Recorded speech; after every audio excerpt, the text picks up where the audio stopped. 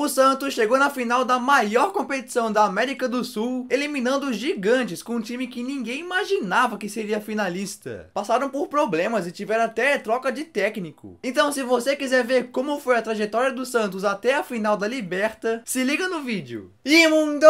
Tudo certo? Meu nome é Jonatas e nesse vídeo eu vou mostrar pra vocês a trajetória do Santos até a final da Copa Libertadores da América. Sua quinta final na história. Bom, o Santos, lá no fim de 2019, vendo o sucesso que o Flamengo teve com Jorge Jesus, também decidiu apostar num técnico português. E foi aí que contrataram Jesualdo Ferreira. Um cara experiente de 73 anos que já tinha passado por vários clubes. Entre eles o Porto, de Portugal, onde ganhou 3 campeonatos portugueses. Então tinha uma expectativa que o cara viria fazer um bom trabalho, né? Com sua estreia sendo logo no primeiro jogo do Paulistão contra o Bragantino. E olha que coisa, a maioria desses que jogaram contra o Bragantino foram os mesmos que recentemente meteram 3-0 no Boca. Entre eles estão Marinho, Felipe Jonathan, Pará, Alisson, Caio Jorge e etc. E o Soteldo também já estava no Santos. Só não estava contra o Bragantino porque estava jogando pela Seleção Olímpica da Venezuela. Tipo, o time do Santos praticamente não mudou na temporada. Isso por causa da FIFA também. Pera que já vou falar por quê. E no Paulistão, o Santos não foi tão bem. Ganhou de times como Guarani e Mirassol, mas perdeu para Corinthians, Ituano e Taus. Não tinha nenhuma dominância. Então 2020 foi seguindo, e na Libertadores o Peixe caiu num grupo até que fortinho. Com Delfim do Equador, eram os mais fracos do grupo. Também Defensa e Justiça da Argentina e Olímpia do Paraguai. Santos ia ter trabalho pela frente. Aí o primeiro jogo deles no Campeonato Continental foi lá na Argentina contra o Defensa e Justiça. E foi uma partida difícil que começaram perdendo. Mas com um gol de Jobson e outro de Caio Jorge, o Santos ganhou de virada. Primeiros 3 pontos. Aí na rodada seguinte, outra vitória. Dessa vez em casa contra o Delfim por 1-0. O gol foi do Lucas Veríssimo. Nesse jogo o Peixe não foi tão bem, foi só 1-0, mas saiu com a segunda vitória seguida pelo menos. E naquele mesmo mês de março aconteceu uma coisa muito ruim com o Santos, mas fora de campo, quando a FIFA simplesmente proibiu eles de contratar jogadores. Pois é, que o time da Vila não tinha pagado 100% da dívida que tinha com o Hamburgo, da Alemanha, por um zagueiro contratado uns anos atrás. Então a FIFA puniu o Santos impedindo o clube de contratar. Agora mesmo iam ter que se virar e montar um time com jogadores do próprio clube mesmo. E infelizmente naquele mês também aconteceu a paralisação do Covid. Então ficaram um tempão parado e, como eu falei naquele vídeo do Palmeiras, o futebol só foi voltar em julho com o Paulistão. E o Santos, se já não estava bem, voltou muito pior. Empatou com o Santo André e perdeu para o Novo Horizontino. Mas mesmo assim conseguiu se classificar para as quartas e foi eliminado pela Ponte Preta. Sim, perderam para a Ponte. Então a diretoria do clube decidiu demitir o Jesualdo. Ele não foi tão bom quanto esperado, não deu certo. Então quem veio em seu lugar foi um técnico campeão de Libertadores, o Cuca, que venceu com o Galo em 2013. Mano, essa é a terceira passagem dele pelo Santos. Já tinha sido treinador santista em 2008, 2018 e agora voltava em 2020 para liderar o clube e fazer o time jogar bem. Meu, o Cuca pegou um Santos cheio de crises. Era falta de pagamento para jogador, atrito do elenco com a diretoria e etc. Montar esse time para ser competitivo era um baita desafio. Então beleza, o tempo foi seguindo e a Libertadores só foi voltar em setembro. E a estreia do Cuca pelo Santos na Liberta foi em casa contra o Olímpia. Mas a partida não saiu do 0-0. Aí no jogo seguinte pegaram Delfim e ganharam de 2-1. Um gol de Marinho de cabeça e um do Jean Mota no finalzinho. Já estavam praticamente classificados para as oitavas. Então no jogo seguinte só se confirmou a classificação com uma vitória azaça por 3-2 contra o Olímpia. Foi um jogão. Saíram na frente com um gol de pênalti de Sanches, daí tomaram a virada e viraram de novo com um gol do Marinho e outro do Caio Jorge. O Santos garantia a vaga nas oitavas e o primeiro lugar no grupo. Aí só pra fechar a fase de grupos ganharam do Defensa e Justiça em casa por 2-1. Uma campanha muito boa. Foram 5 vitórias e um empate. Bem demais. Então iam pras oitavas. E logo de cara pegaram sabe quem? Liga de Quito, a famosa LDU. Mano, esse era um time forte. Era um time que tinha praticamente eliminado o São Paulo na fase de grupos. E o jogo de ida era na casa da LDU, que com uma altitude de quase 3.000 metros, era praticamente imbatível. E o pior, o técnico Cuca tinha pego Covid e não ia comandar a equipe lá, além de outros desfalques. Então quem olhava não apostava no Santos não. Até que começou o jogo e aos 7 minutinhos, o Soteldo recebeu uma bola livre no meio da área e meteu pra rede. 1-0, que início de jogo. Só que aí, no finzinho do primeiro tempo, a LDU consegue empatar num contra-ataque.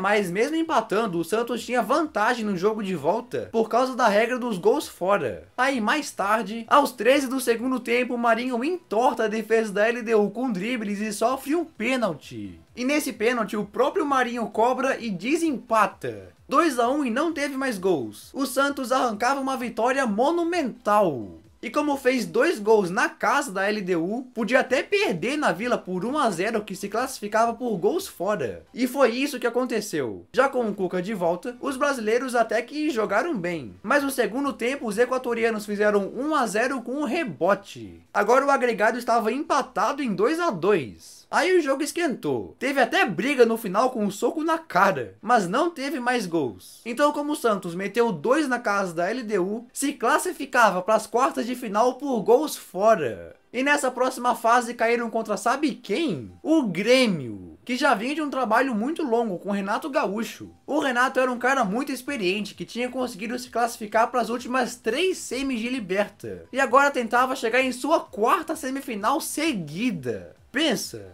Mas o time do Santos mostrou mais uma vez do que um grupo unido era capaz. E foi para a arena do Grêmio com vontade de vencer. Então começou o jogo de ida aí, mesmo com um dos principais jogadores de fora por ter pego Covid, o Santos aos 36 minutos abre o placar com uma falhazaça do goleiro do Grêmio. 1-0. Já era um resultado fora de casa incrível. Aí o jogo foi e o Santos foi conseguindo segurar o placar. Até que nos acréscimos do segundo tempo, um cruzamento do Grêmio pega na mão do Vinícius do Santos e é pênalti. Então Diego Souza cobra com perfeição e empata o jogo na arena do Grêmio. A decisão para ver quem ia para as semis ficava na Vila Belmiro. E mais uma vez o Santos com vantagem por ter feito gol fora de casa. Mas essa volta era para ser um jogo bem equilibrado e podia, sei lá, empatar de novo. Só que aí, quando começou o jogo, sabe quanto tempo demorou para o Santos abrir o placar? 11 segundos. Sim, logo no início o Grêmio dá um passe errado e Caio Jorge ganha na corrida para driblar o Vanderlei e botar no fundo da rede. Saíram na frente aos 11 segundos de jogo. Que loucura, mano. Eu acho que isso desestabilizou completamente o Grêmio. Porque 15 minutos depois, Lucas Braga dá uma corridazaça lá do meio campo e cruza rasteiro para Marinho bater no ângulo e fazer 2-0. Os caras praticamente mataram o jogo antes da metade do primeiro tempo. Renato Gaúcho não se acreditava. E no primeiro tempo o Santos só não fez mais porque não quis. Teve outras chances claríssimas. Mas terminou a primeira etapa 2-0. Aí no segundo tempo, logo aos 13 minutos, o Santos ganha um escanteio. Então Marinho cobra e a bola acaba sobrando para Caio Jorge fazer o terceiro.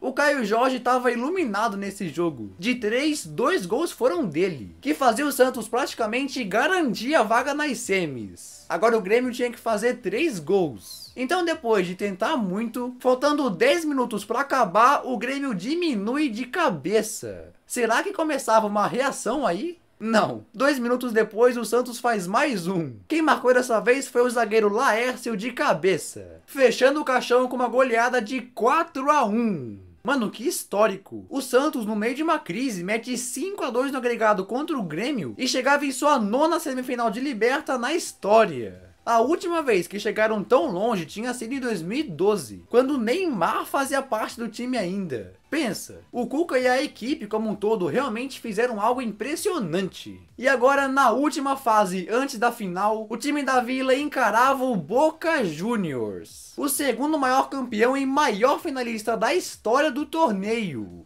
Eliminou o LDU e o Grêmio, mas contra o Boca a gente tem que ser realista, né? Não tem como. Meu amigo, não duvide desse Santos. Estavam a só 2 jogos da maior decisão da América do Sul. Então foram com tudo. E a ida era no Mortal Estádio La Bombonera. Que jogão que ia ser. E aí, mesmo com Eduardo Salvio e Carlitos Teves, o Boca não conseguiu impor o seu jogo e o Santos equilibrou a partida. Tiveram chances dos dois lados. Mas a parte mais polêmica aconteceu aos 28 do segundo tempo, quando o Marinho recebe uma bola enfiada e dentro da área é derrubado. O zagueiro do Boca acerta a perna dele e derruba. Muitos consideraram um pênalti claro, que viria colocar o Santos com uma vantagem absurda para o jogo de volta. Só que aí o VAR checa e não marca nada. Só tiro de meta. Que coisa, mano. Então o jogo continuou 0 a 0 e terminou sem gols. A partida foi muito equilibrada mesmo. Foi 45 contra 55% de posse de bola, 10 chutes contra 9 do Boca e 2 desses na direção do gol para cada time. Muito empatado. A decisão ia ficar para Vila Belmiro mais uma vez. Então foi, dia 13 de janeiro de 2021, a bola rolava no estádio do Santos valendo vaga pra final.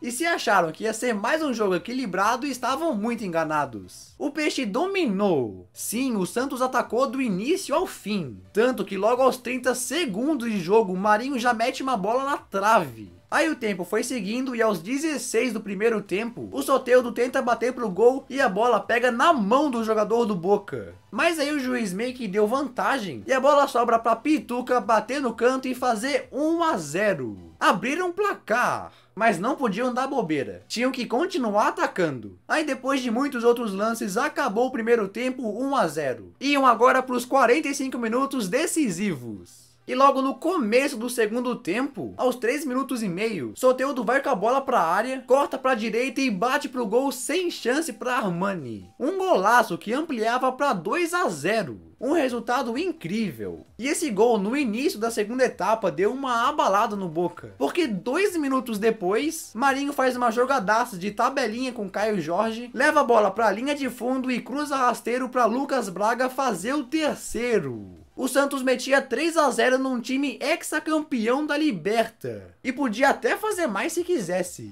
Se liga nos números para ver o quanto o time do Cuca dominou. Foram 20 finalizações contra 8 do Boca. E dessa só 1 do Boca foi na direção do gol contra 8 do Santos. Já a posse de bola foi um pouco maior pro Boca, mas praticamente não conseguiram atacar. O time de Marinho, Caio Jorge, Soteldo, Luan Pérez, Pará e etc. jogou muito. Quase ninguém imaginava um placar tão grande. Então o time da Vila chega em sua 5ª final de Libertadores em toda a sua história. Foi em 1962 e 1963, quando foram campeões com o time de Pelé e técnico Lula. Depois só foram chegar na final de novo em 2003 com o técnico Emerson Leão, mas foram vice. Depois em 2011 chegou na decisão mais uma vez e levantou a taça. Dessa vez com o técnico Muricy Ramalho e jogadores como Neymar, Elano, Durval, Ganso e etc.